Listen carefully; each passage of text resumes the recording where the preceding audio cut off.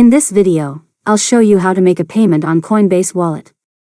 Start by opening the Coinbase Wallet app and make sure you have enough cryptocurrency in your wallet to cover the payment and the network fee.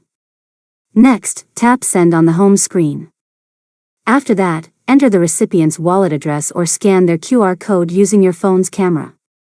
Now select the cryptocurrency you want to send if your wallet contains more than one asset. Next, enter the amount you want to pay. Review the estimated network fee that Coinbase Wallet displays before continuing.